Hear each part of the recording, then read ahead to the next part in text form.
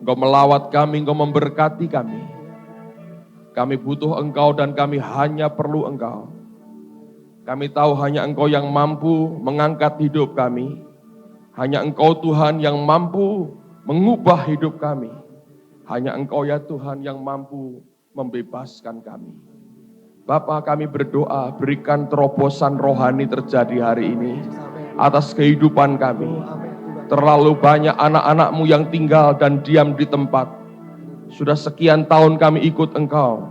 Ada penghalang-penghalang yang kami coba hindari dalam kehidupan kami.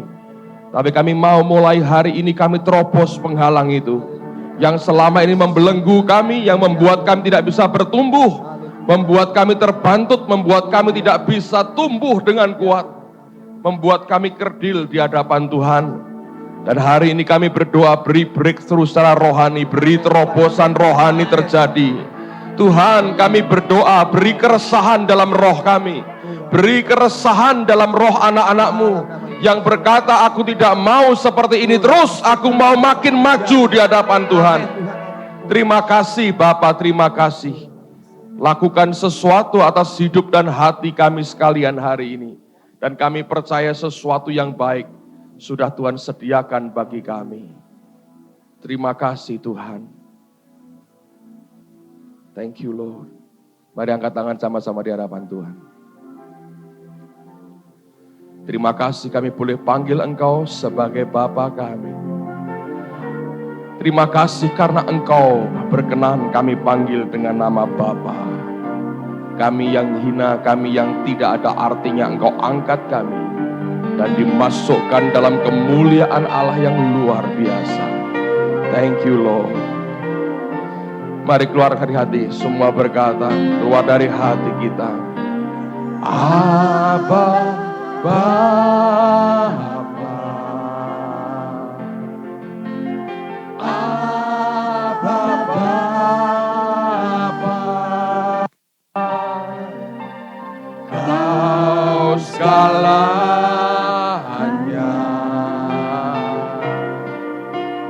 Bagiku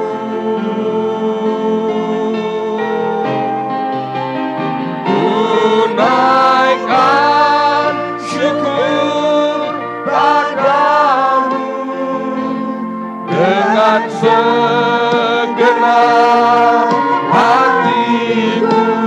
Abba, Bapa, ku mengasihimu. Abba, Bapa, Abba, Bapa, Kau segalanya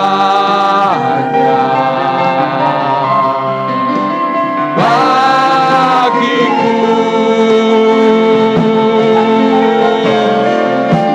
Ku naikkan syukur padamu dengan segenap hatiku.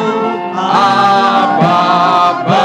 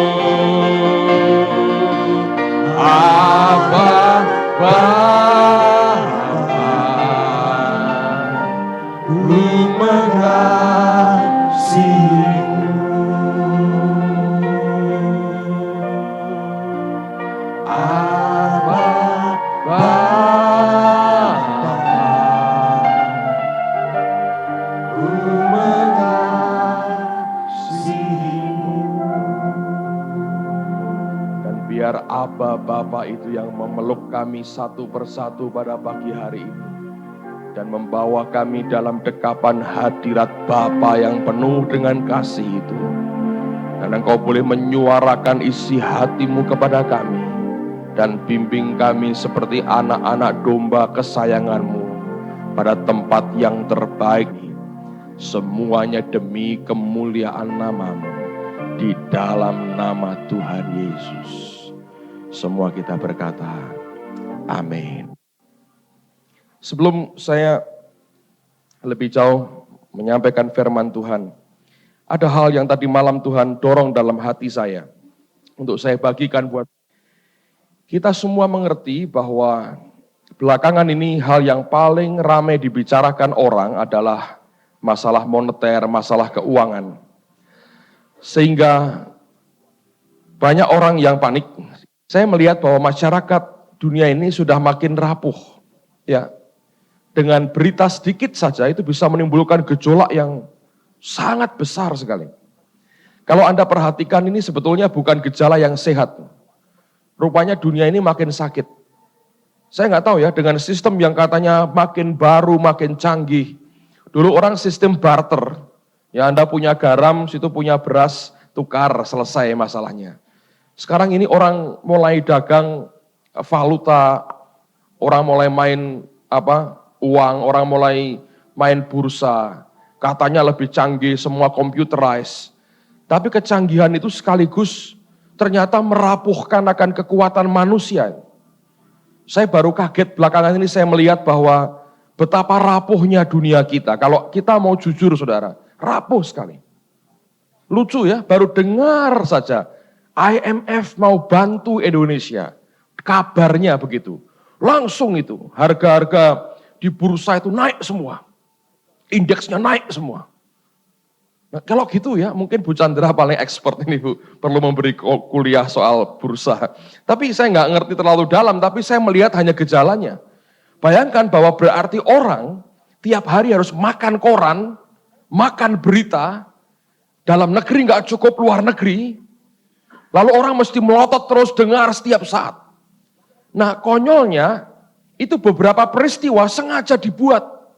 Beberapa isu itu sengaja dihembuskan oleh para spekulan. Kalau Anda mempelajari itu ya, sengaja itu. Ada berita apa begitu ya, tiba-tiba harganya bisa drop semua. Ketika turun dia beli semua. Lalu nggak jadi, tahu-tahu naik lagi, dia untung sekian miliar. Dibuat. Nah berarti dunia ini dikuasai sebagian oleh orang-orang iseng. Gua mau mengeluarkan isu apa gitu. Nah akhirnya saya bisa menyadari, kenapa orang berlomba-lomba menguasai akan semua yang berkaitan dengan media massa. Televisi, surat kabar, radio. Itu kunci-kunci strategis untuk orang menyebarkan berita. Kalau Anda bisa sebarkan berita, Anda kuasai massa. Anda bisa menciptakan ketenangan, atau Anda bisa ciptakan kepanikan. Ngeri sekali, saya lihat, waduh. Saya nggak bisa bayangkan ya saudara, itu nanti kelak ke depan itu makin seperti apa dunia kita. Nah, ada dua hal yang saya mau bagi buat saudara pada hari ini. Sebelum nanti kita berdoa, sekali lagi kita nyembah Tuhan. Sebetulnya kita mesti kembali ke firman Tuhan. Kalau Anda mau survive dan keluar sebagai pemenang pada akhir zaman ini, ada dua hal yang kita harus perhatikan. Dan saya berdoa supaya anak-anak Tuhan itu diberi hikmat. Sebetulnya ini arahnya mau kemana sih sebetulnya ya? Akan tambah baik, lebih baik, atau akan tidak baik sebetulnya? Ini arahnya itu mau kemana sebetulnya? Nah saya mau sampaikan dua hal dari firman Tuhan. Dan saya berdoa ini membantu saudara untuk mengerti apa yang sebenarnya sedang terjadi. Mari buka Wahyu pasal yang ke-6.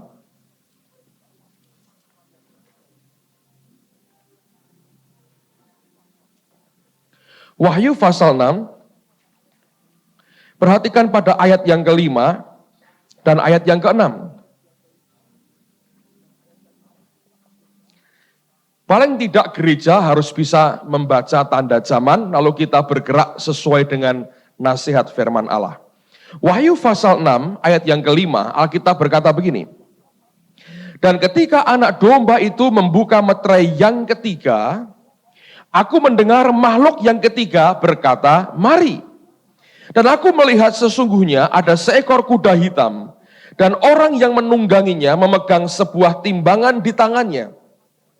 Dan dia berkata, aku mendengar seperti ada suara di tengah-tengah keempat makhluk itu berkata, secupak gandum sedinar dan 3 cupak jelai sedinar. Tetapi janganlah rusakkan minyak dan anggur itu. Nah, kalau Anda baca istilah secupak gandum sedinar dan 3 cupak jelai sedinar, sebetulnya ini berbicara bahwa ada satu masa dalam sekejap harga itu bisa melonjak 3 kali lipat sebetulnya. Yang terjadi di Alkitab ini sebetulnya merupakan statement di mana pada waktu itu, dalam kurun waktu yang begitu singkat dan mendadak, harga itu melambung 3 kali lipat, saudara. Naiknya 300%. Langsung naik 3 kali lipat. Nah, ternyata itu sebetulnya Alkitab berkata, ulah daripada suatu makhluk yang mengendarai seekor kuda hitam dan memegang timbangan di tangannya, dan kemudian ada suara yang berkata, secupak gandum sedinar dan 3 cupak jelai sedinar. Nah, kalau kita jeli melihat, ternyata pada kalimat berikutnya, Alkitab berkata, tetapi janganlah rusakkan minyak dan anggur itu. Nah, kalau kita ini hidup dengan roh Tuhan, dan kita mengamati, kita mengikuti apa yang terjadi dalam gerejanya beberapa tahun terakhir ini, 2 kata ini sangat populer, yaitu kata minyak dan anggur. Ini bicara tentang pekerjaan Roh Kudus. Bicara soal minyak, bicara soal urapan, bicara soal anggur, bicara soal pembaharuan. Kita baru dengan Darrell Stott, drink. Lalu kita melihat orang mabuk. Nah, ini yang saya perhatikan begini, saudara. Gereja itu kurang pinter ngelihatnya. Beberapa tahun lalu ketika ada movement Toronto Blessing misalnya, lalu kita ini menikmati banyak hal yang luar biasa. Orang tertawa, orang jerking, orang mabuk, orang goyang-goyang. Lalu ada satu kata yang paling populer, more, gitu ya, saudara. Gereja ternyata hanya buat fun dengan itu. Tanda petik, seringkali terjadi main-main dengan itu. Diberi Tuhan anggur, baru diberi minyaknya, kita menikmati, lalu kita kasarnya dolanan dengan itu, saudara. Kalau doakan, saya karena pernah didoakan orang ya, jadi doakan itu enggak sungguh-sungguh serius supaya dia diberkati, kadang-kadang hanya supaya manifestasinya keluar gitu. Ya, dan itu kan dolanan sebetulnya. Tidak tulus dari hati ingin memberkati, tapi sebetulnya ingin memuaskan dirinya, lihat si orang ini bermanifestasi. Nah, sudah pencalitan kita berkata, nah, senangnya tidak karuan, saudara. Itu kan dolanan tok sebetulnya. Nah, tanpa gereja sadari bahwa kalau itu muncul, Allah mulai beri berkaitan dengan sebetulnya Wahyu pasal 6 ayat 5 dan 6 tadi. Bahwa yang namanya minyak dan anggur itu Tuhan berkata, yang itu tidak boleh dirusakkan. Itu diberikan kepada gereja, tidak boleh dirusakkan. Nanti itu berkaitan, itu munculnya bareng dengan yang namanya krisis soal keuangan ini, saudara. Nah, karena kita hanya fun, tidak mau membaca tanda zaman, waktu ekonominya goyang, rontok, banyak yang rontok. Anak-anak Tuhan hari ini. Aneh. Kenapa kita nggak kebal? Ternyata waktu kita nerima itu, bukan sebagai berkat yang real kita mintakan mengubah total hidup kita. Nah, anggur baru itu sebetulnya akan membongkar banyak hidup kita, membersihkan hidup kita, menguduskan kita kembali. Minyaknya itu bukan mengubah kehidupan kita, tapi kita hanya bergerak sampai batas senang aja. Bahkan saya melihat kalau ada KKR besar yang kita buat itu, nanti ada kelompok-kelompok yang kalau didoakan pribadi nggak ada apa-apanya, terus berkata, wah kita mau manifestasi yuk, lalu gandengan buat lingkaran, terus iya, bar gitu. Kadang-kadang saya geli, ini maunya apa? Saya nggak anti itu, saudara tahu saya tidak anti itu. Cuman saya menyesalkan kenapa hanya berhenti sampai di jiwa. Karena itu yang membuat ternyata ketika goncangan tiba, kita nggak siap. Ketika pundi-pundi uang kita dikocak begitu rupa, digoyang, dikurangi isinya, dibuang sebagian. Tiba-tiba itu anggurnya, minyaknya nggak ada bekasnya sama sekali. Dan goncang hidup rohaninya. Nah ini yang pertama kita harus sadari, sebetulnya Tuhan bukannya nggak nyiapkan gereja, nyiapin. Cuman cara kita meresponi itu keliru. Kita meresponi hanya sampai di jiwa. Nah orang Kristen yang sebetulnya ngerti apa yang Allah beri saudara, ya itu akan membuat kita ini akan kuat. Waktu kita melihat itu tetap kita bisa tertawa. Holy laughter-nya itu nggak hilang. Loh, rugiku 30 juta. Guyu malah, wah, itu tetap saudara. Nah kalau ini 30 juta, terus hilang. Holy laughter yuk, pegalah. Jadi hilang semua, lah itu mana anggurnya? Alkitab berkata jangan dirusak, ternyata rusak. Kenapa? Karena berhentinya sampai di jiwa kita. Tidak kita izinkan masuk ke roh. Richard Robert bersaksi, ketika dia jadi presiden dari Oral Roberts University, utangnya banyak sekali. Saudara tahu, kapan pertama ketika dia bisa mulai bayar hutangnya? Waktu dia holy laughter, saudara. Dijamah Tuhan di sebuah kebaktian, dia ketawa begitu rupa. Dia pulang ke kantornya, dia kumpulkan stafnya, dia ngomong sedikit, dia tertawa lagi. Dan setelah itu beberapa menit kemudian ada orang telepon kasih dia sumbangan jutaan dolar. Itu yang membuat dia mulai mampu bayar hutangnya. Dimulai waktu kapan? Tertawa saudara. Jadi mari kita lihat lagi lah, kalau kita keliru selama ini, minta kepada Tuhan itu dimasukkan sampai ke roh. Merubah roh kita. Harusnya nggak goyah loh hidup kita. Oh mungkin duitmu hilang sebagian, ya nggak apa-apa. Kan kita warga kerajaan surga saudara, ya. Tapi goyang di hati nggak ada. Mengubah mimik kita pun tidak sebetulnya. Itu yang sebetulnya Allah mau berikan dalam hidup kita. Karena saya melihat ini akan menyakitkan sekali. Diberi orang minum anggur itu untuk apa tuh saudara? Mabuk ya toh. Dunia ya. Mabuk itu supaya apa toh? Lupa. Itu kayak abuse toh dalam hidupmu. Karena Tuhan tahu ini painful banget. Kalau rohmu nggak dikasih anggur barunya, wih kayak apa rasanya? Dan banyak orang Kristen sudah merasakan ini. Jadi kalau saudara ngalami anggur barunya, hati-hati sebentar lagi digoyang duitmu saudara. Nah bisa nggak tetap, wah duit ditunjuk-tunjuk sambil geli lihat tabungannya tambah kurang, tambah geli dilihat, wah rame gitu. Bisa nggak saudara? Harusnya bisa. Maunya Tuhan begitu. Kalau keluarlah orang-orang aneh saudara, yang ketika ngalami goncangan malah geli sendiri dengan goncangan itu. Mentertawakan hari depan, kata Amsal 31. Oke? Yang kedua, mari buka lagi dalam Wahyu sekarang, pasal yang ke-13. Wahyu 13 ayat 16, 17, 18.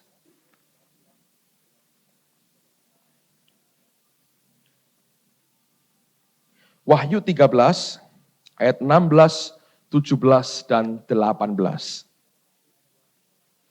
Dan ia menyebabkan sehingga kepada semua orang, kecil atau besar, kaya atau miskin, merdeka atau hamba, diberi tanda pada tangan kanannya atau pada dahinya. Dan tidak seorang pun yang dapat membeli atau menjual selain daripada mereka yang memakai tanda itu, yaitu nama binatang itu atau bilangan namanya. Yang penting di sini ialah hikmat. Barang siapa yang bijaksana, baiklah ia menghitung bilangan binatang itu. Karena bilangan itu adalah bilangan seorang manusia. Dan bilangannya ialah 666 atau 666. Nah kalau Anda baca 3 ayat ini sebetulnya, kalau saudara mau peras jadi satu, Anda satukan, Anda bisa ganti dengan satu kata singkat, yaitu kontrol. Itu aja. Kalau Anda tidak bisa jual beli kecuali tanda yang diberikan oleh antikris, sebetulnya itu apa? Kontrol. Dikendalikan. Nah, dari mana sebetulnya dunia ini mendapat legitimasi untuk mengontrol? Lewat apa? Krisis, saudara. Coba Anda perhatikan, Indonesia aja. Dulu ketika pertumbuhan ekonomi kita 7%, bahkan pernah 8% ya, itu kan luar biasa. Lalu pada waktu itu, bebas toh, semua orang boleh buka bank. Bank ini, bank itu, bingung, bank macam-macam. Bank Vektor tetap satu, tapi bank lain masih banyak saudara. Banyak bank macam-macam. Untuk nggak buka bank dia, kalau nggak ikut likuidasi, Bank Vektor likuidasi. Nah, Semua itu macam-macam, nggak ada apa-apanya, bebas, ya kan? Tapi ketika krisis terjadi, dunia cenderung begini. Begitu ada krisis, yang terjadi apa? Kontrol. Anda bisa ngerti ya? Oh ya, kita longgarkan sekarang, tidak ada penetapan harga dolar, kursnya mengambang. Tapi sisi lain, kontrol banknya. Dan di mana-mana begitu. Itu sejarah membuktikan, saudara. Begitu krisis terjadi, kontrol. Seringkali ada perang-perang yang didesain. Ada pemberontakan-pemberontakan yang sengaja didesain oleh pemerintah. Di mana-mana itu. Untuk apa? Supaya masyarakat tahu, ini krisis. Langsung diberlakukan undang-undang darurat. Lalu hak semua orang dimatikan, yang di atas kontrol yang di bawah. Filipina misalnya. Begitu komunis mulai berontak, Marcosnya berkata, darurat, langsung undang-undang darurat. Orang ditangkap, gak diadili bisa. Dia kontrol orang, dikontrol habis. Selalu itu lewat krisis, saudara. Nah, bagaimana ada orang antikris bisa kontrol dunia? Saya percaya itu akan dimulai dengan krisis. Seluruh dunia akan kolaps. Orang berkata, nggak bisa lagi begini. Harus dikontrol. Lalu kemudian legitimasi diberi. Kontrol. Nah kalau itu terjadi saudara, ini baru bisa tergenapi sebetulnya. Jadi kita ini baru warming up nih, pemanasan sebetulnya. Saya mau beritahu, ini baru pemanasan. Pemanasan dari akan makin banyak gejolak yang akan terjadi. Dan satu kali akan meledak, seluruh dunia akan kolaps. Kalau Anda tahu Amerika itu punya utang, sekarang ini sekitar lebih dari 4 triliun dolar utang. Kalau dia bantu-bantu Meksiko, bantu kita, itu uangnya siapa? Itu uang dari orang luar. Dari luar Amerika dimasukkan ke Amerika, dipinjamkan, terus dipinjamkan lagi, saudara. Jadi itu uang utang semua. Saya pernah 2 tahun lalu ikut seminarnya Kenneth Hagin, Holy Ghost Meeting. Di sebuah county, gereja kecil, ada county kecil gitu. Jalannya rusak parah. Saya heran. Saya bilang, loh kenapa ini rusak? Driver kami berkata, ya ini kota kami bangkrut. Loh kota kok bisa bangkrut, saudara? Di sini mungkin nggak masuk nalar kita ya, tapi terjadi itu. Saudara bisa bayangin kalau hari ini semua orang yang masukin uangnya ke Amerika, ditarik 1 hari. Itu negara kolaps 1 hari. Jadi sekarang ini utang itu dunia itu sudah 25 triliun sekian, seluruh dunia. Dan itu makin hari makin gede, ini utang ini, muter. Akhirnya roh utang menguasai. Alkitab berkata orang yang memberi piutang jadi majikan dari orang yang utang. Yang utang jadi budak yang miutangi sebetulnya. Jadi ini spirit sudah begitu, nanti lama-lama tinggal tunggu kolapsnya. Boom, kolaps. Orang berkata, nggak bisa lagi begini. Harus dihandle satu tangan dunia ini. Karena kan globalisasi, saudara. Iya toh? Sekarang kan heran. Orang berita IMF katanya mau bantu. Nah itu kok bisa ribut orang-orang di kampung-kampung itu. Kok bisa melu-melu ngerti ngeribut kan IMF di Washington itu kan kalau enggak globalisasi enggak mungkin. Nah ini Anda lihat ini. Nah sarannya apa paling bagus saudara? 1 menurut saya. Jangan kerja pakai uang utang. Kalau Anda mau survive long term saudara. Sampai Yesus datang. Jangan kerja pakai uang utang.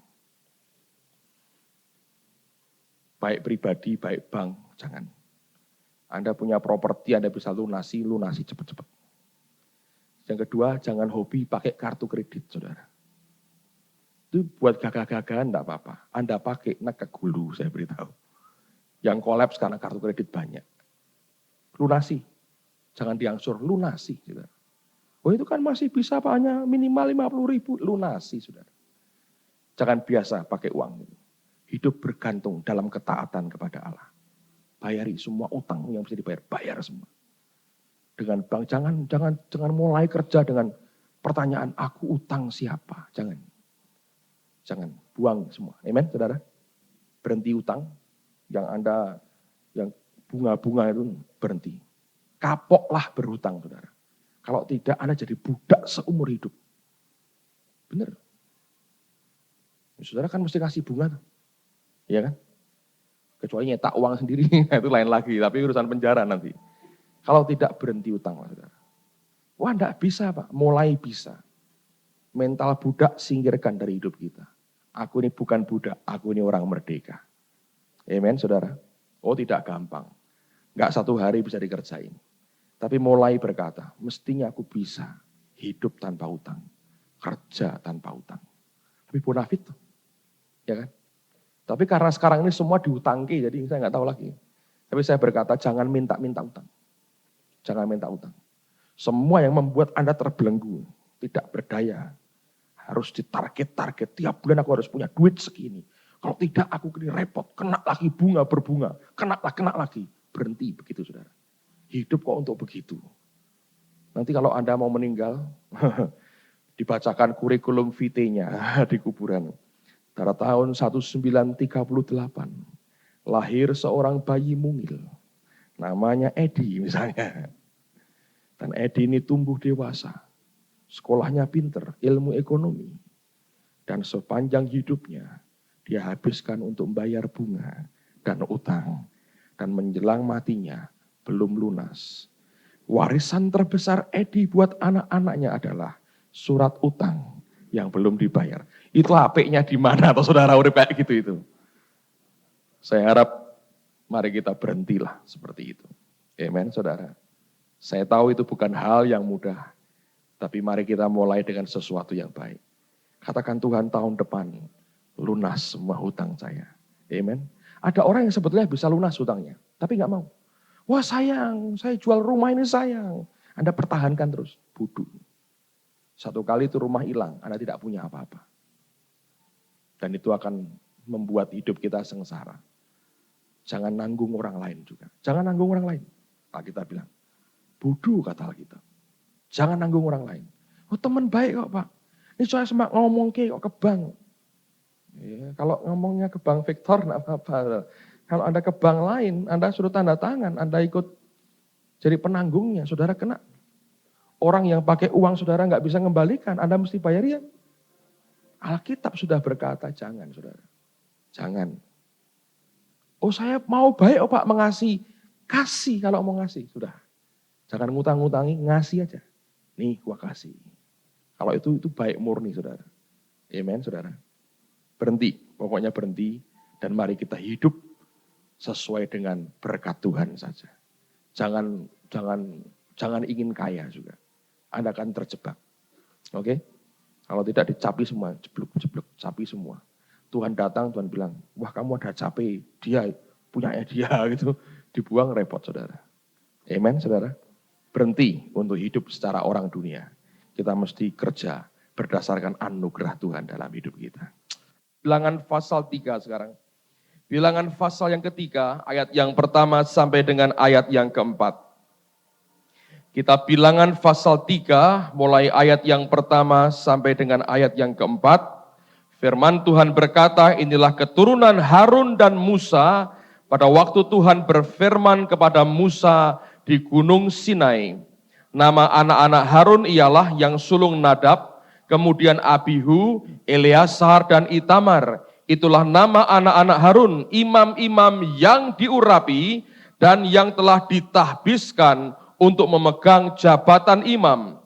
Tetapi Nadab dan Abihu sudah mati di hadapan Tuhan di padang gurun Sinai ketika mereka mempersembahkan api yang asing di hadapan Tuhan.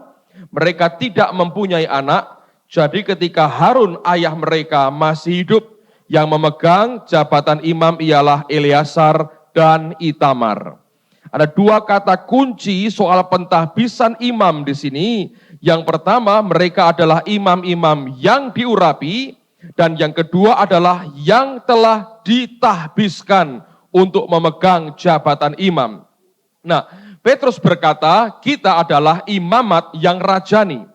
Nah, pentahbisan di sini dalam bahasa aslinya dikatakan, he filled their hands. Ia telah memenuhi, mengisi sampai penuh akan tangan mereka. Seorang imam pertama-tama bukan hanya dia orang yang diurapi, tapi dia adalah orang yang ditahbiskan. Nah, kata ditahbiskan artinya tangan mereka diisi dengan penuh. Ini merupakan simbolik daripada sifat seorang imam, yaitu dia adalah seorang yang memberkati dan bukan orang yang meminta. Tangan yang kosong diulurkan untuk mengambil atau meminta, tapi tangan yang penuh terisi akan diulurkan untuk memberkati dan memberi kepada orang lain yang membutuhkan berkat dan pemberiannya. Ini merupakan hakikat sejati daripada keberadaan kita sebagai imam di hadapan Tuhan. Kalau betul kita merupakan imamat yang rajani atau imam-imam kerajaan surga, maka ciri dari imam-imam kerajaan surga adalah orang itu memiliki kepribadian yang memberi. Tangannya diulurkan untuk memberi, dan itu berarti hanya bisa terjadi jika dia memiliki sesuatu dari Allah, yaitu pribadi Tuhan sendiri. Ditahbiskan artinya tangannya diisi penuh. Artinya imam ini menggenapi perkataan Tuhan yang berkata, bagi orang Lewi, Tuhan adalah bagiannya. Tuhan itu porsinya. Suku-suku yang lain diberi jatah tanah. Tapi suku Lewi, Alkitab berkata, Tuhan berkata, akulah bagian mereka. Bagian mereka adalah Tuhan sendiri dan bukan materi dunia ini. Itu berarti seorang imam di hadapan Allah akan sungguh jadi imam yang sebenarnya kalau kita mau dipenuhi dengan Allah sendiri dan kita hanya puas dengan Tuhan sendiri. Imam yang tidak puas dengan Allah, yang tidak dipuaskan dengan Tuhan, imam itu akan kosong tangannya, pentahbisannya lenyap dalam hidupnya. Tapi imam yang dipenuhi tangannya, imam yang puas dengan Tuhan, yang berkata bagianku adalah Allah saja, orang itu akan jadi imam yang bisa memberkati yang lain. Nah, coba buka firman Tuhan dalam 2 Samuel pasal yang ke-19. Ada sebuah contoh yang bagus sekali, yang menarik sekali tentang hidup orang yang bernama Mephiboset. Dia adalah anak daripada Yonatan, dan kalau Anda perhatikan bahwa hidupnya itu sengsara. Kemudian Daud mengambil dia, nah bersama dengan Mephiboset ada seorang pelayannya bernama Siba. Satu kali ketika Daud diusir oleh Absalom, oleh pemberontakan Absalom, sehingga keluar dari Yerusalem. Siba menfitnah Mephiboset, yaitu majikannya. Dia berkata kepada Daud, Tuanku tidak mau lagi ikut dengan engkau. Dia malah berkata, menjelekkan engkau dan sebagainya. Nah, Daud rupanya terpancing dengan perkataan Siba, sehingga Daud berkata, kalau begitu kekayaan Mephiboset itu buat engkau. Nah, apa yang kemudian terjadi? Lihat pada 2 Samuel pasal 19 ayat yang ke-24. Alkitab berkata, juga Mephiboset bin Saul menyongsong raja, ia tidak membersihkan kakinya dan tidak memelihara janggutnya dan pakaiannya tidak dicucinya sejak raja pergi sampai hari ia pulang dengan selamat. Ketika ia dari Yerusalem menyongsong raja, bertanyalah raja kepadanya, mengapa engkau tidak pergi bersama-sama dengan aku, Mephiboset? Jawabnya, ya tuanku raja, aku ditipu hambaku, sebab hambamu ini berkata kepadanya, pelanailah keledai bagiku, supaya aku menungganginya dan pergi bersama-sama dengan raja, sebab hambamu ini timpang. Ia telah menfitnahkan hambamu ini kepada tuanku raja. Tetapi tuanku raja adalah seperti malaikat Allah. Sebab itu perbuatlah apa yang tuanku pandang baik. Walaupun seluruh kaum keluargaku tidak lain dari orang-orang yang patut dihukum mati oleh tuanku raja. Tuanku telah mengangkat hambamu ini di antara orang-orang yang menerima rezeki dari istanamu. Apakah hakku lagi dan untuk apa aku mengadakan tuntutan lagi kepada raja? Tetapi raja berkata, apa gunanya engkau berkata-kata lagi tentang halmu? Aku telah memutuskan engkau dan Siba harus berbagi ladang itu. Lalu berkatalah Mephiboset kepada raja, perhatikan, biarlah ia mengambil semuanya, sebab tuanku raja sudah pulang dengan selamat. Ini yang Tuhan cari, saudara. Kepuasannya adalah kepuasan waktu dia ambil bagian dalam rezeki istana. Dan hak yang dia inginkan adalah hanya memiliki akan Daud dan kepribadiannya. Dia berkata, ladangku boleh diambil semuanya, asal raja sudah pulang dengan selamat, itu penting buat aku. Cintanya kepada rajanya bukan karena rezeki yang dia dapat, tapi karena dia tulus mengasihi akan Daud. Nah, jenis imam seperti ini yang dicari oleh Tuhan pada akhir zaman ini. Kalau kita berkata, aku ini imamat yang rajani, maka biarlah kita puas dengan Allah dan dipuaskan dengan Tuhan. Setiap orang Kristen yang tidak puas dengan Allahnya, dia akan cenderung mencari kepuasan yang lain. Mungkin di dalam gereja, bahkan di luar gereja, dia akan mencari kepuasan yang lain. Pada hakikatnya karena apa? Karena dia tidak puas dengan Allahnya. Baiklah kita berdoa, Tuhan, Engkau penuhi tanganku, Engkau tahbiskan aku, lalu Engkau memberkati aku, dan jadikan aku berkat bagi yang lain. Tapi puaskan aku dengan Engkau sendiri. Orang Kristen yang sudah puas dengan Allahnya, dia tidak akan mencari yang lain, karena Allah segala-galanya bagi hidupnya. Dan tidak dituntutnya apapun juga dari Allah, selain diri dan pribadi Tuhannya sendiri.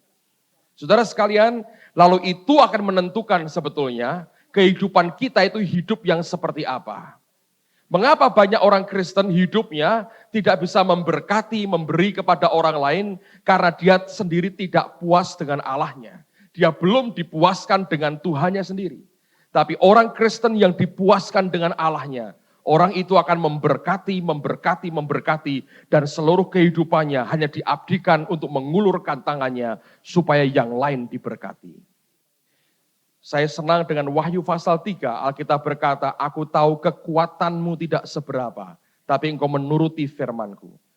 Nah, saudara sekalian, bertahun-tahun yang lalu Bhutan tertutup untuk Injil. Itu negara kecil sekali, kerajaan kecil di utara India.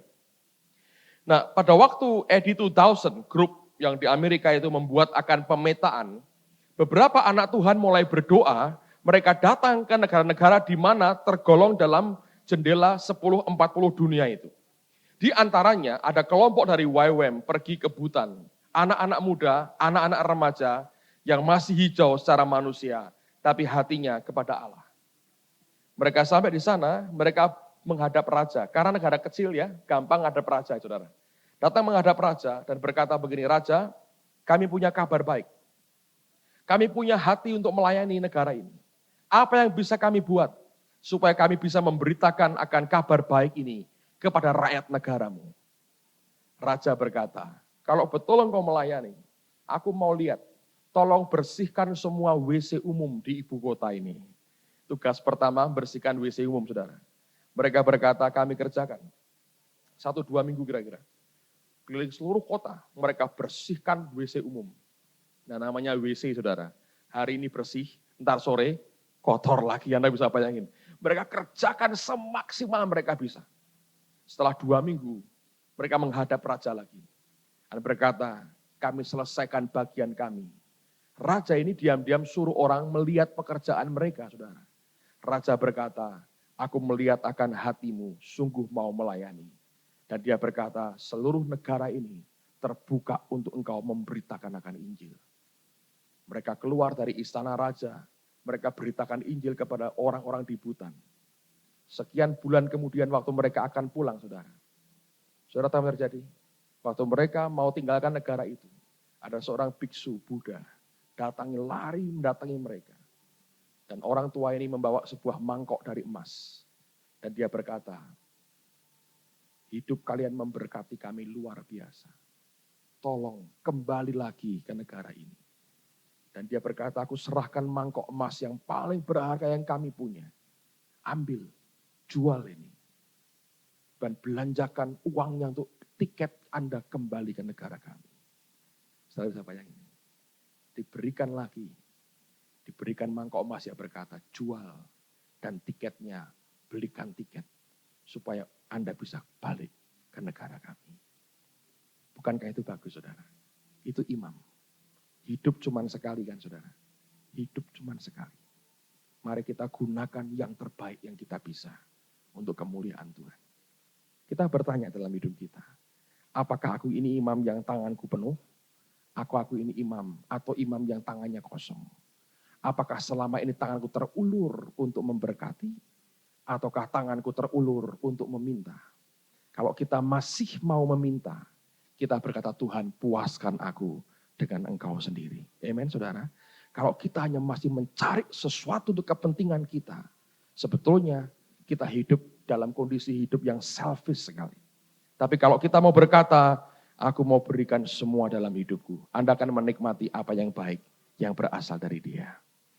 Nah sekarang yang kedua, kenapa Alkitab berkata Nadab dan Abihu mati? Mari kita lihat dalam Imamat pasal yang ke-10.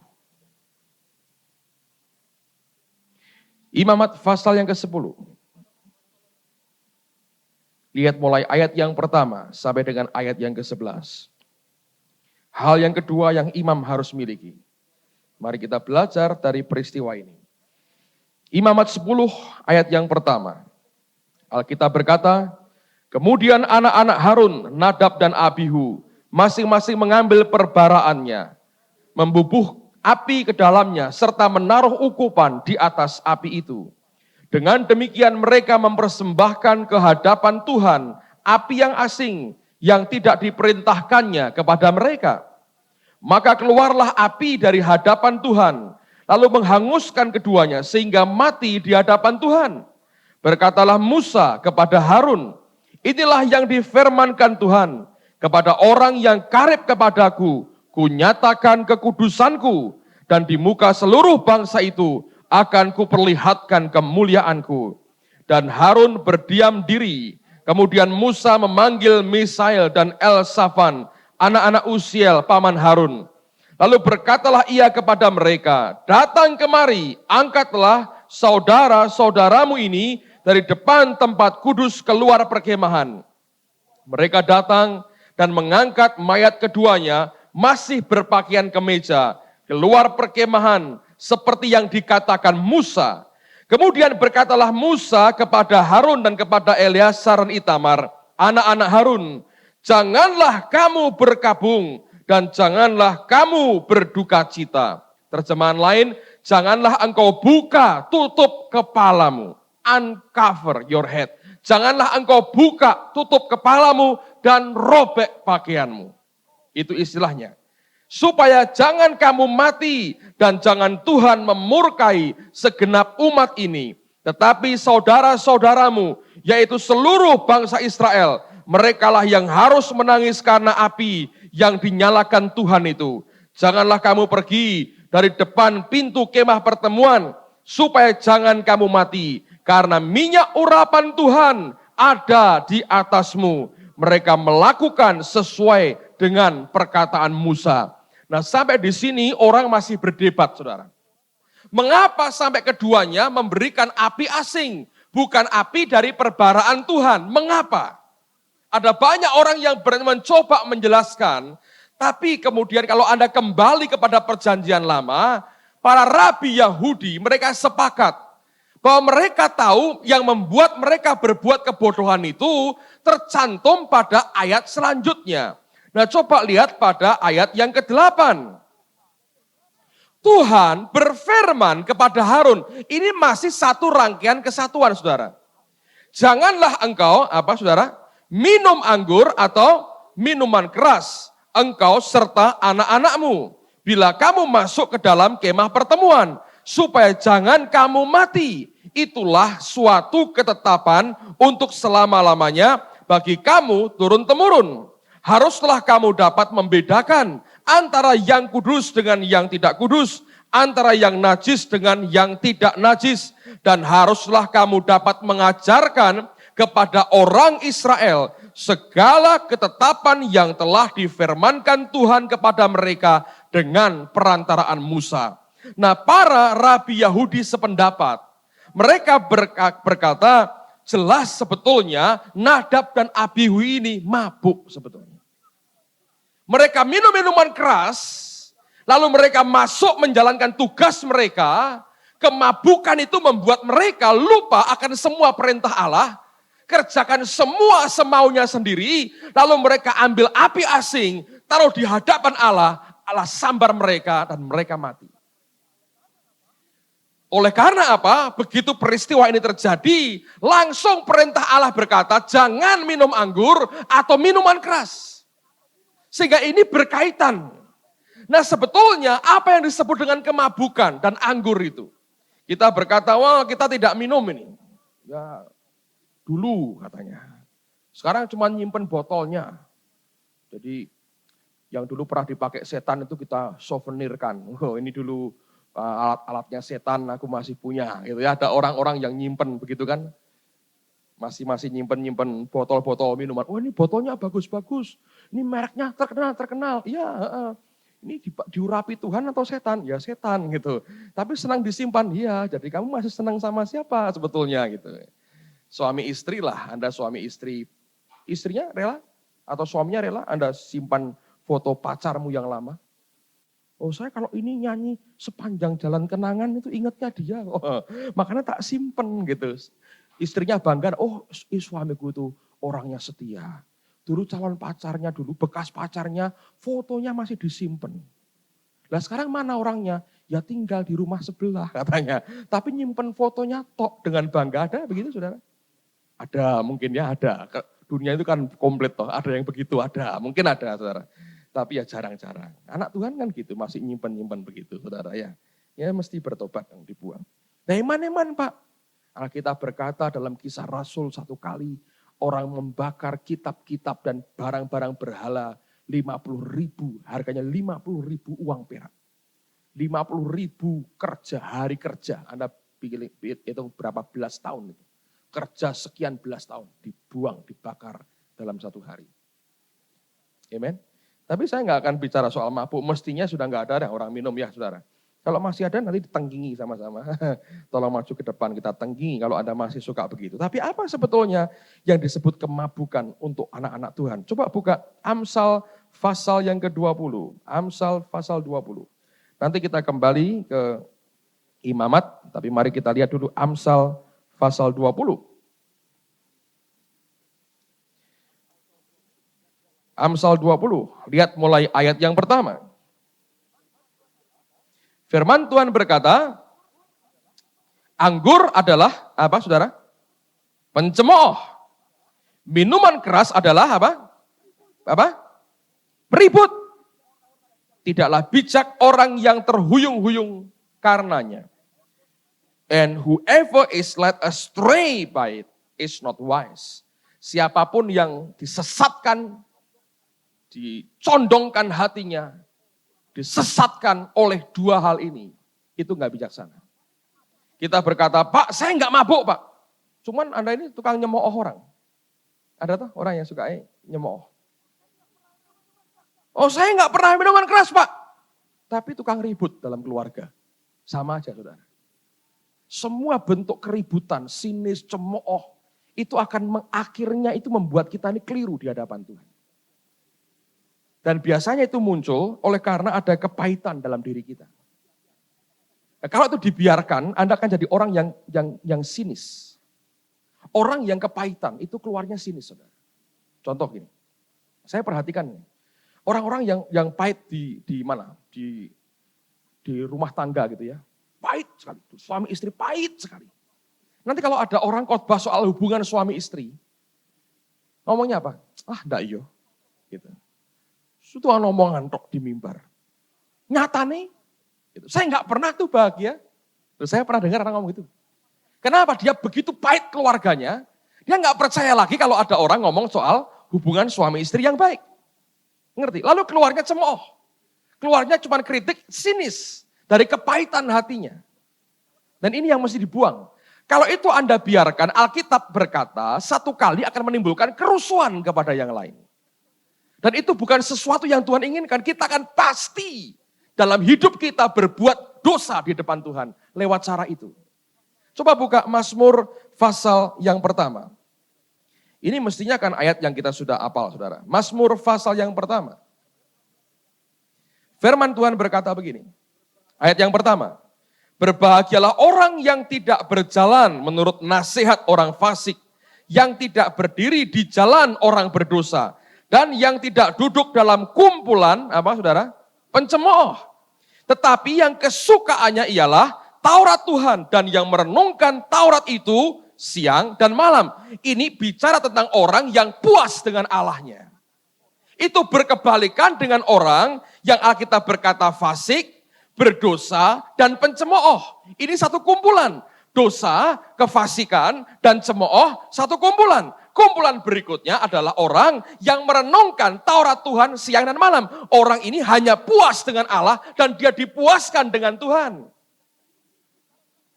Nah, ini bicara sikap hati kita, itu akan mencemari banyak hal dalam kehidupan kita.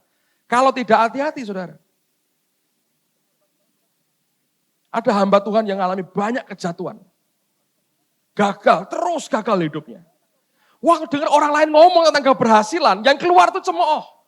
Ya itu hanya teori lah, dia berkata. Gak mungkin.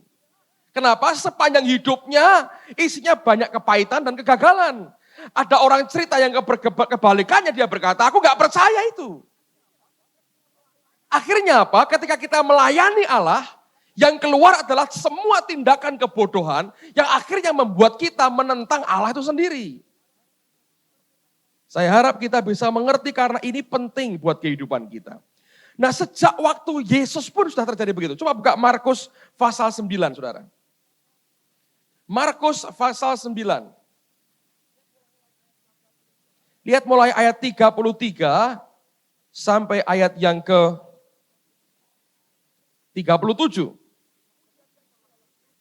Kemudian tibalah Yesus dan murid-muridnya di Kapernaum.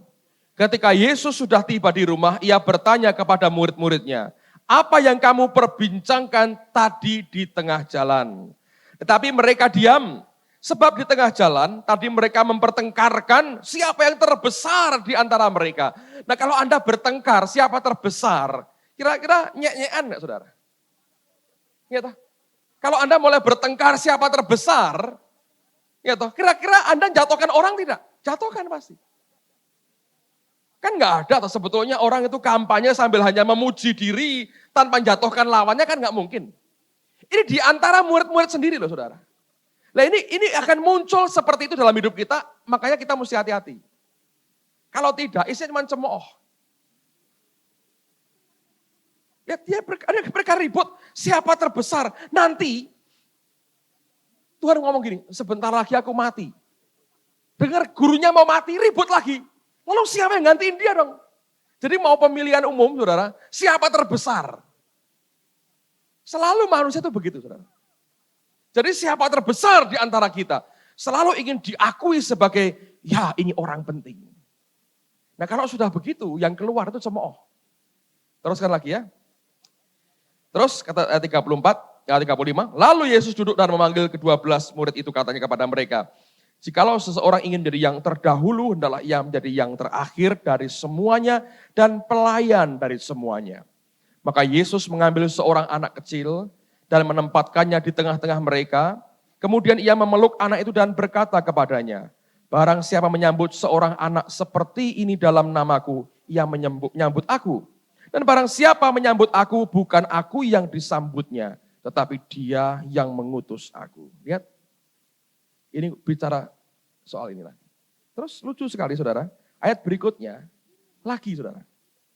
Kata Yohanes kepada Yesus, Guru, kami lihat seorang yang bukan pengikut kita mengusir setan demi namamu. Lalu kami cegah orang itu karena ia bukan pengikut kita. Ini bukan cabang asli kita gitu ya. Mereka ngusir setan, saya hentikan. Kenapa? Franchise-nya enggak bayar. Kan enggak minta izin sama kita, pakai namamu lagi. Kelihatannya baik tuh saudara. Tapi itu selfish banget. Imam enggak boleh begitu. Dan Tuhan ngomongnya apa? Saudara? Dia berkata begini. Tetapi kata Yesus, jangan kamu cegah dia.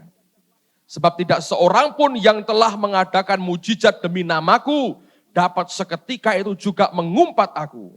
Barang siapa tidak melawan kita, ia ada di pihak kita. Aku berkata kepadamu, sesungguhnya barang siapa memberi kamu minum secangkir air oleh karena kamu adalah pengikut Kristus, ia tidak akan kehilangan upahnya. Luar biasa.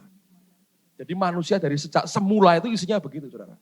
Pengen yang terkemuka, pengen eksklusif hanya untuk kami. Nama Yesus hanya kelompok ini. Mereka ngusir pakai nama yang sama, tidak boleh. Bukan cabang, tidak buka cabang di mana-mana. Soto apa? Kita mencoba jadi begitu, saudara. Saya berkata salah besar. Hati ini loh, yang Tuhan mau korek dalam hidup kita. Selalu ada upaya membangun kerajaan sendiri. Saya nggak bisa ngerti, dulu ada anak-anak Tuhan ya.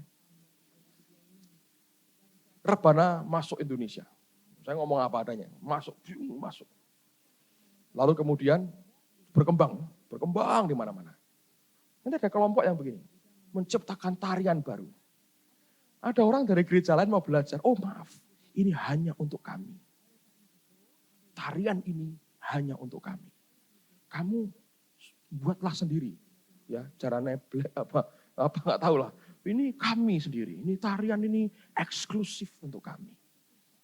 Jadi kira-kira gini, kalau kamu pakai nari ini di depan Tuhan, api Tuhan menghanguskan kalian. Nah, kenapa? Sebab kamu bukan gereja kami. Saya nggak bisa ngerti. Sistem pemuritan dibuat, tang. Orang mau belajar, oh maaf, kalau bukan gereja kami, ini pemuritan untuk kami saja. Saya bertanya dalam hati, pemuritan ini membuat orang ke neraka atau ke surga? Oh ke surga, bolehkah yang lain juga ke surga? Tanpa pasang merekmu? Oh tidak bisa, Esteller 77 ini saudara. Saya bingung, saya nggak ngerti. Saya bingung. Saya perhatikan, saya amati. Toh tidak bisa jadi yang terbaik hari ini. Toh tidak bisa jadi yang paling hebat hari ini. Saya bingung lihat itu. Nah kita jangan begitu saudara. Sebagai pribadi, sebagai apapun juga. Kalau Anda punya hati yang terbuka, ambillah apa yang orang mau ambil. Beri apa yang orang inginkan. Miliki hati yang murah. Berkati orang banyak. Tanpa menuntut balas. Kalau bisa berkati mereka yang tidak mungkin bisa berkati engkau balik. Beri semua yang kau bisa beri, saudara. Nanti lihat hati kita murah.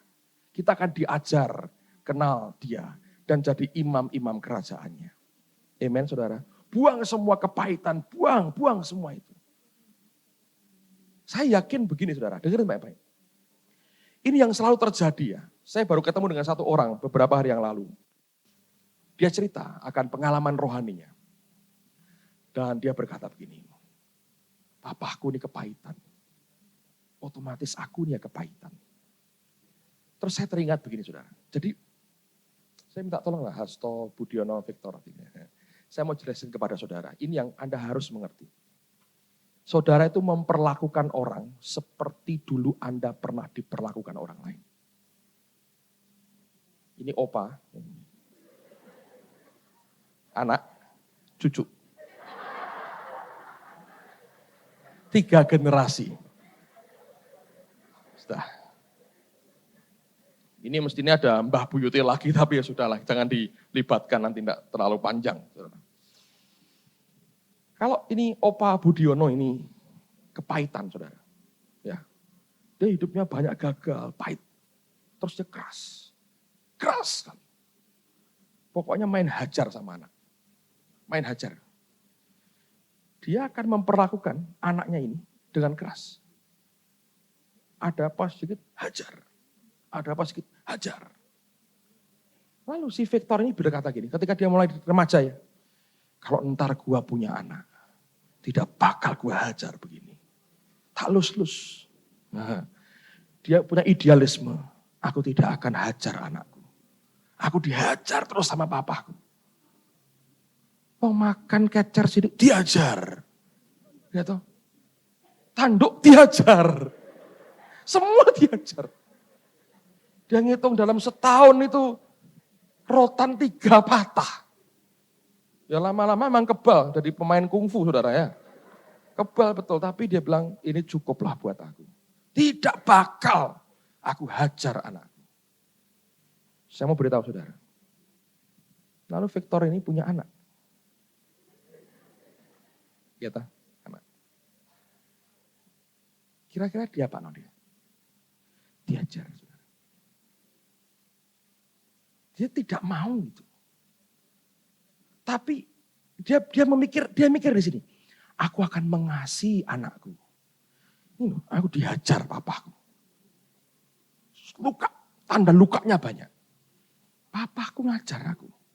Kelak kalau aku punya anak, aku tidak akan hajar. Aku akan kasihi.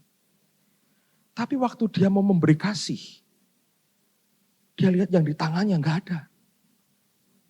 Apa yang tangannya saudara? Rotan. Anda hanya bisa memberi apa yang engkau pernah terima sebetulnya. Anda saya ngerti? Lalu munculnya apa? Ini dia apa saudara? Diajar. Nanti ini podo. Kalau aku punya anak, orang bakal tak ajar. Sumpah-sumpah tuh. Tapi aku akan kasihi. Tapi apakah dia terima kasih dari papanya ini? Nah, dia tadinya mau begitu saudara. Waktu dia mau memberi kasih, dia tidak punya. Stok kasihnya tidak ada. Lemari dibukai semua isi rotan tok saudara isinya. Hajar, hajar, hajar, hajar, hajar. Ada teman nih, megang sekolah Alkitab. Siswa yang dia tangan itu dikasih makan sayur, sop, tambah daging, sayur, sehat pokoknya. Kalau daging ya tetelan itu dia mah apa itu tulang digodok tuh, udah. Anak-anaknya mengeluh kurang gizi. Apa dia bilang? Dulu saya juga makan kayak begitu. Dia perlakukan orang seperti dia diperlakukan sebetulnya. Opahnya ngajar anaknya. Dia sudah sumpah-sumpah. Gak akan tak ajar anakku. Tak bisa. Akhirnya diajar. Ini ya gitu. Wah buat puisi. Oh anakku kelak. Puisi for the future saudara. Oh anakku kelak. Kalau engkau nanti lahir nak, tidak akan tak hajar. Nah sudah gede diajar tak kira-kira? Diajar. Tetap. Terima kasih ya. Berikan tepuk tangan untuk keluarga. Kita hanya bisa memberi apa yang kita terima, oh saudara. Kalau Anda melihat ada behavior, tingkah laku saudara yang rasanya enggak, coba telusuri lagi dalam hidupmu. Apa sih sebetulnya dalam hatiku ini? Apa yang aku selama ini terima? Apa yang selama ini aku terima sebetulnya? Disitulah kita perlunya minta Tuhan itu bongkar hati kita total, saudara. Kalau tidak, ini sini cuman cemooh dan keributan, anggur dan minuman keras. Lalu menghadap Tuhan pun bukan bawa rotor, tongkatnya dibawa. Tuhan mau diajar, keliru Tuhan. Ngawur ya sudah. Betul gak? Ngawur. Jadi anaknya diajar, Tuhan bilang, opo Tuhan. Keliru, kita berhadapannya dengan Tuhan. Coba lihat hidup kita lah saudara ya. Sebetulnya apa yang terjadi hari ini? Saudara dikhianati orang. Dikhianati orang luar biasa. Orang tuamu berkhianat habis-habisan.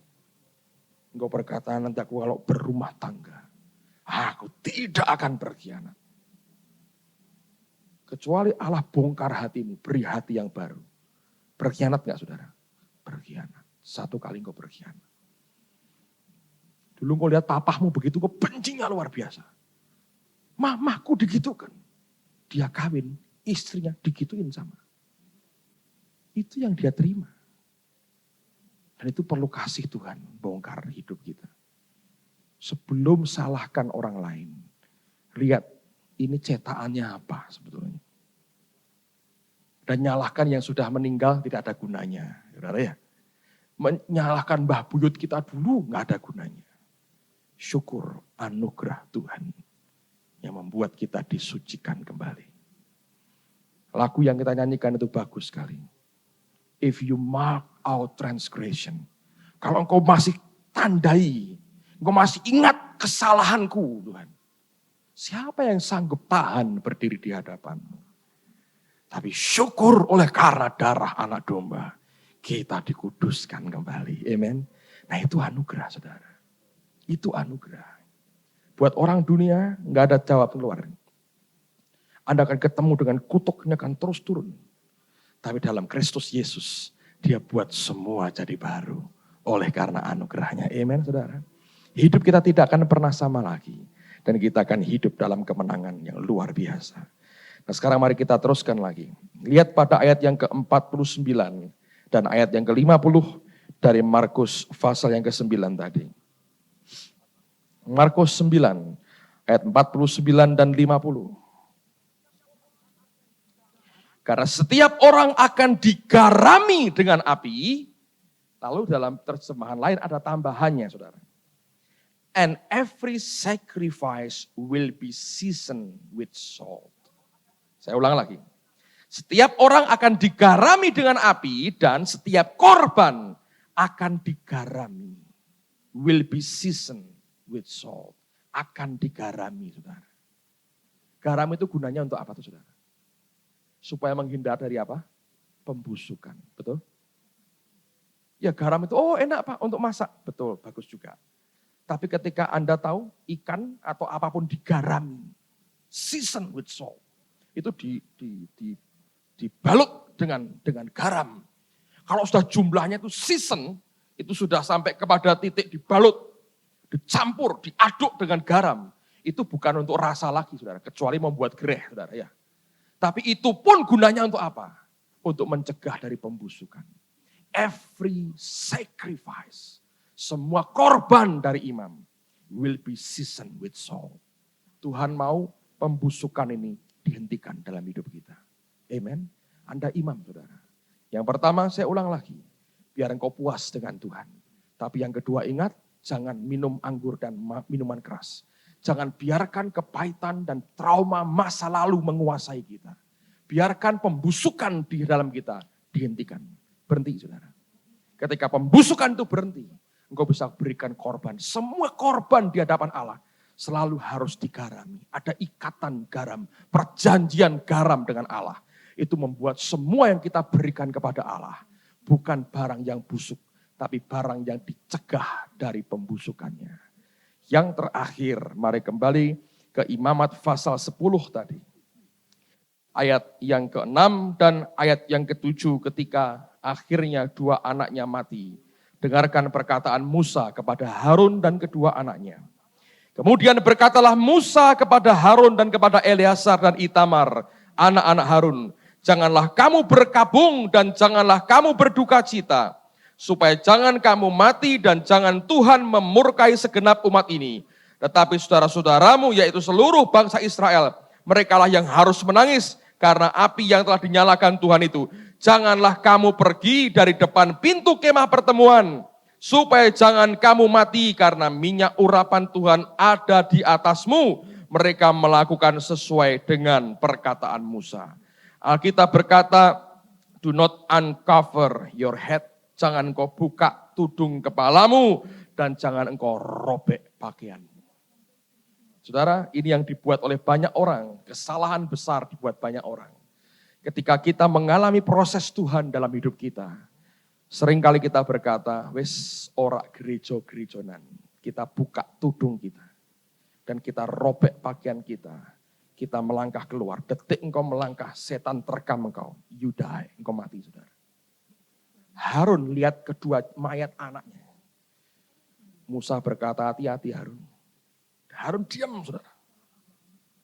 Gejolak batinnya, marah, takut, sedih. Anda tahu, anaknya disambar Tuhan, mati selagi bertugas.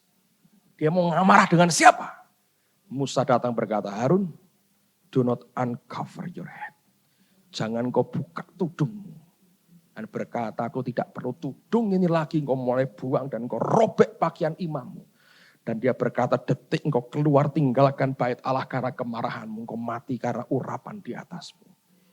Detik kita berkata, sudah enggak ada Tuhan-Tuhan, dan engkau robek, engkau buka tudungmu. Engkau melangkah keluar, saudara, hancur rohani kita, saudara. Setan sedang tunggu kesempatan itu sebetulnya. Dia lagi tunggu kapan dia buka tudungnya. Dia robek pakaiannya. Dan dia keluar dari rumah Tuhan. Waktu kita buat itu, dihabisi kita, saudara. Itu yang ditunggu setan sampai dengan hari ini. Engkau boleh kecewa, engkau boleh dimatikan, engkau boleh ngalami banyak hal. Saya berkata, tetap pakai tudungmu, tetap pakai pakaian imammu, dan jangan tinggalkan hadiratnya, saudara.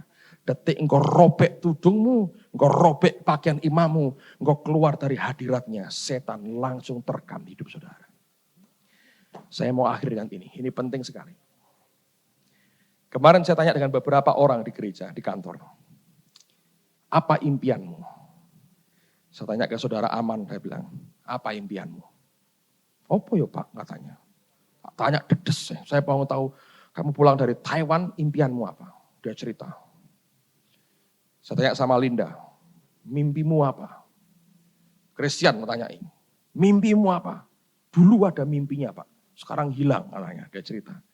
Saya tanya ke Yeni, mimpimu apa? Besar. Tapi dia belum cerita sama saya apa itu yang besar. Saya bilang, enggak apa-apa, jangan cilik-cilikan. Saya beritahu begini, kamu harus mengerti satu hal. Setiap impian, setiap visi selalu akan dimatikan oleh Tuhan dulu. Dan kadang-kadang itu menyakitkan. Semua tujuan baik, dia berkata, matikan dulu. Dan kalau orang tidak sadar itu, dia buka tudungnya, dia robek pakaiannya. Dia keluar dari hadirat Allah karena kecewa dengan Tuhannya.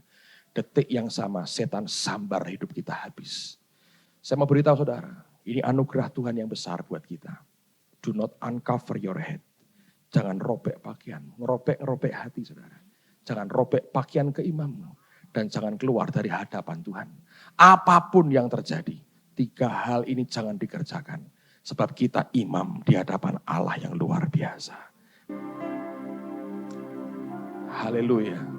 Bagimu ya Tuhan segala pujian. Tuhan, hamba berdoa pada hari ini. Turunkan berkat untuk umat-Mu pada hari ini. Di dalam nama Tuhan Yesus. Turunkan berkat-Mu pada umat-Mu hari ini. Di dalam nama Tuhan Yesus. Sebagai imam ya Tuhan. Beri kami mengerti panggilan kami sebagai imam. Ajar kami Tuhan. Hanya puas dengan Engkau saja. Ajar kami Tuhan. Dan terus didik kami. Tidak hidup dalam kepahitan masa lalu. Tapi hidup dalam kemanisan Tuhan hari ini. Ajar kami Tuhan, apapun yang terjadi, tidak uncover our head, tidak membuka tudung kepala kami, tidak merobek pakaian kami, tapi merobek hati kami, dan tidak melangkah keluar dari hadirat-Mu. Tapi bawa kami terus tinggal dalam hadirat Tuhan, karena urapan-Mu di tengah-tengah kami. Bagimu ya Tuhan segala pujian. Bagimu ya Tuhan buat kasih sayang-Mu. Dengan darah-Mu aku ditebus, dengan kuasa-Mu ku ditinggikan. Bagimu ya Tuhan ku berikan pujian.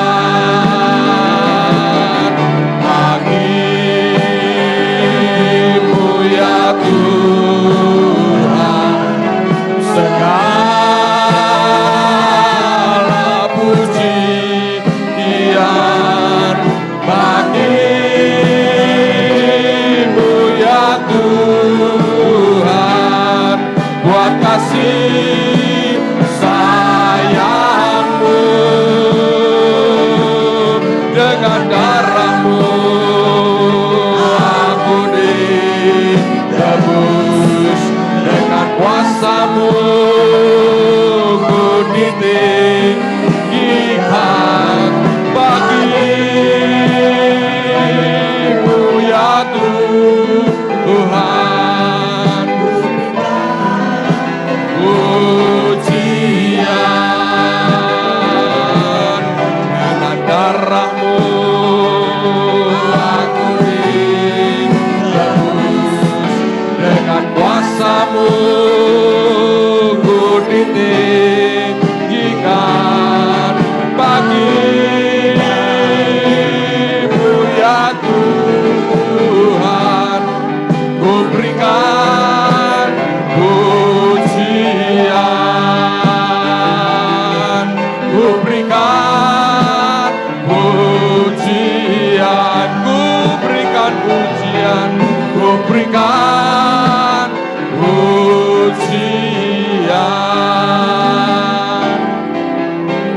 firman yang kami dengar menguduskan kami, mengubah hati kami, membuat kami menjerit berkata, beri kami hati yang baru. Kami tidak mau hidup karena trauma masa lalu. Kami mau hidup berdasarkan anugerah Tuhan pada hari ini. Terima kasih Bapa, terima kasih. Terima kasih sepanjang hari ini kami nikmati dengan kemenangan yang dari Tuhan. Demi nama Tuhan Yesus. Dan semua kita berkata, amin.